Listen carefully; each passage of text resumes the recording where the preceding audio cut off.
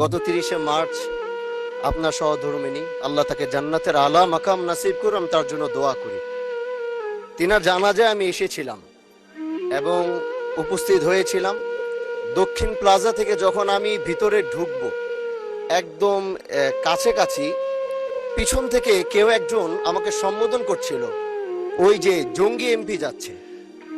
তো এই বিষয়টা আসলে এইভাবে আসতো না। তো একটু পর থেকে সোশ্যাল মিডিয়াতে দেখলাম যে এই বিষয়ে খুব লেখালেখি এবং এই ভিডিওটা নিয়ে খুব আলোচনা চলছে, যেটি জাতীয় সংসদের একজন রানিং এমপিকে সংসদের কাছে যখন জঙ্গি বলে সম্বোধন করা হয়, আর এটার জন্যে এই সংসদের মান ক্ষুণ্ণ হয়েছে আমি মনে করছি।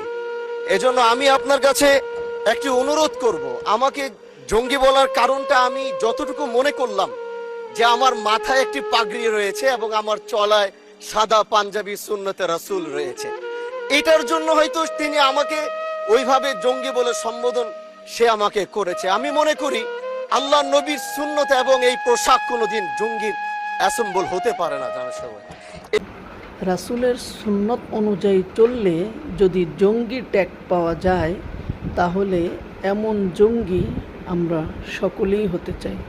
কথা ঠিক কিনা বলুন?